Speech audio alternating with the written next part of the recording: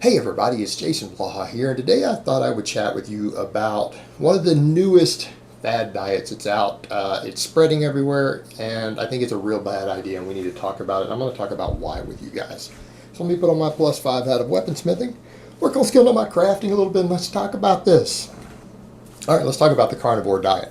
All right, where should we go first? The issue of why certain people aren't developing dietary deficiencies on this, or the sheer absurdity of it. Let's discuss the dietary deficiency end at first, because that's kind of coming up a lot. People are saying, well, if people are saying that we're going to be vitamin C deficient on this because human body can't make ascorbic acid, why aren't more people getting scurvy on it? Because we have defense mechanisms against scurvy. You get scurvy when you're on a ship out at sea. You don't get scurvy in America because you will not follow the diet. In other words, what we know from tons of studies watching people with all these studies in the metabolic ward and everything else, people binge eat. People do not follow these absurd diets that they claim to be on because they can't. People who are prone to extreme diets are not known for their dietary adherence in general. Usually, the majority of people who hear something as such an extreme diet that cuts out multiple major food groups are not people who are capable of dieting or doing anything in moderation as a general rule. That's the tendency. And what you find is that people tend to binge more than they claim they do. And so when you're dealing with something like this, we know that scurvy is actually very, very, very rare. It's real, and it will happen if you don't eat any vitamin C, but it's rare because when we start getting low on vitamin C, we crave vitamin C foods.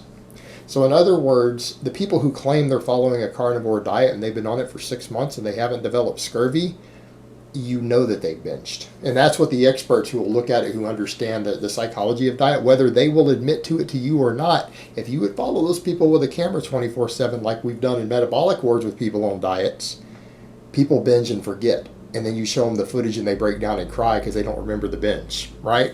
That's been done multiple times in studies looking at people on very restrictive diets. People actually create an amnesic block and they convince themselves they didn't do the binge that they did. And so if you were to ask them, did you deviate from your diet? They will tell you very calmly and clearly and really believe that they didn't. And we found cases of where someone had reported in a food log, the most extreme cases were reporting stuff as low as 12 and 1400 calories for 30 days, right? But they had cameras on them watching them 24/7, and some of them were eating as many as 3,000 or more calories in a day when the cameras recorded what they ate, and then they forgot that they ate the other food. They forgot that they ate it and didn't log it when they were supposed to be part of experiments where they were actually being paid to be part of the experiments and knew the stuff. They actually binged off their diets and things. There's been studies looking at this. So your explanation for why some of these people aren't developing scurvy, because their cravings kick in, and we know that when you're put on an extremely restrictive diet, people binge and then they forget that they binged.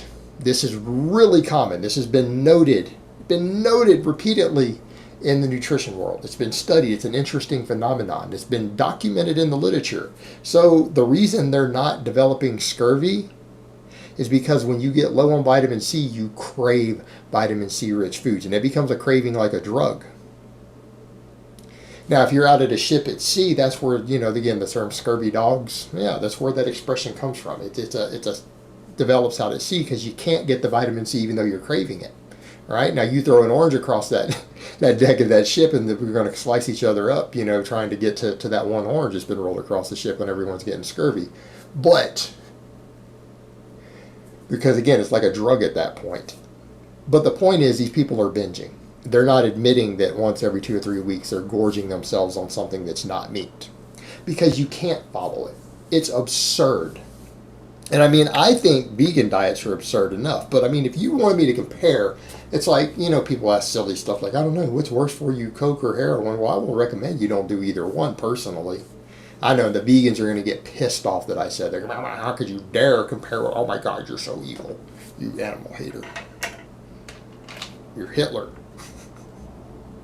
Because I just compared their diet to a drug. Guys, I'm speaking in hyperbole here, right? I'm speaking in hyperbole. I'm not saying a vegan diet is literally like using heroin, okay? So, although I think heroin might be vegan. Is it? made from a plant. But the point is, it's hyperbole, guys. Don't internalize it. You people are really sensitive. It's probably because you're deficient in vitamin B12 and fatty acids. You guys like freak out. You're like have some issues. But the point is, I think they're both bad. I think they're both absurd. But if I had to compare, I'm going to say the carnivore diet is about 10 times more absurd. Like if I was forced to put someone on it and their life expectancy was predicted or their health based upon which of these two choices they went to go with, the vegan would be obviously the better choice by such an enormous margin. Carnivore diet. You're eating all meat. Avoiding plants. The dietary deficiencies that you would develop on this if you don't binge, but you will binge. The dietary deficiencies that you're going to develop are going to hurt you. It's absurd. But let's put this in perspective. Let's take obligate carnivores. Now, people say, how do you know what an obligate? Well, by if they produce ascorbic acid or not. In other words, animals that are obligate carnivores that live on mostly, almost exclusively meat diets, and I said almost exclusively, that's our key word. They produce their own vitamin C, right? True predators produce their own vitamin C. They do not eat it. They can make it. Omnivores and herbivores do not produce vitamin C for the most part. Some omnivores do. A handful do. But generally speaking, your obligate carnivores, the animals that have to eat meat to survive, that is an essential requirement, like your cat, your house cat, if you put it on a vegan diet, you will eventually kill it. So, obligate carnivores, they produce vitamin C, right? We don't. That's already one of your signs. But here's the thing, guys. True carnivores don't even eat an all-meat diet. So basically, people decided this carnivore diet that they're going to do, it's as silly as the paleo diet. Like, oh, Paleolithic man didn't eat grains. Actually, it turns out they did. Paleolithic man ate grains every time they found them. Every single fossil record we found indicates that. All right, so this is the same sort of mythology that follows the paleo diet. Now jumps into this carnivore diet stuff. Well, carnivores don't eat plants. Have you lost your damn mind? Anyone who says something that stupid isn't qualified to have an opinion anymore. Carnivore animals don't eat plants. Your house cat, which is an obligate carnivore, it has to eat meat to survive. Your cat will die if it does not eat meat. I want to make that clear. This is a true carnivore. You ever see it eat grass in a yard? Does it ever eat some plants? Yeah. True carnivores, 90 to 95% of their diet is meat, yes. But they still eat a little bit of plants. They still eat some.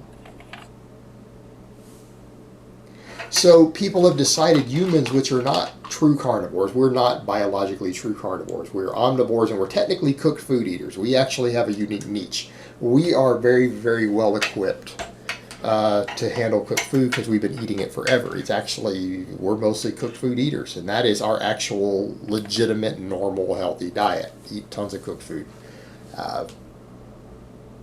We're not carnivores in the traditional sense.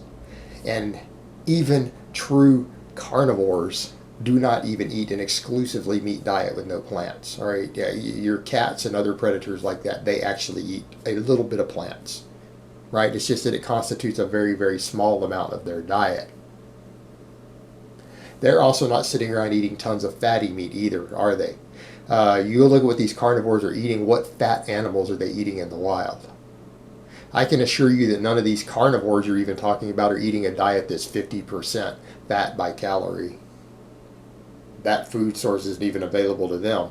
So, I mean, there's this idea that people think that they're going to call it a carnivore diet by observing what they think animals might eat as carnivores is simply absurd. All right, you're not even following the sort of diet they do. You're eating more fat and less plants than a carnivore does and calling it a carnivore diet. And that's the point. The diet is extreme. It is extreme. And ketogenic diets are already unhealthy enough. Like I've discussed this. The literature does show that ketogenic diets aren't all that great. This is essentially a more restrictive, even more deficient and more extreme version of the popularized ketogenic diets. It's absolute absurdity, and no sane person is really going to follow this. Sorry, Jordan Peterson, I've just got to call it like it is. Again, anyone with a background in nutrition or biology or anything else is not going to look at this diet and think, hey, this is a great idea. It's insanely deficient. It's insanely unbalanced.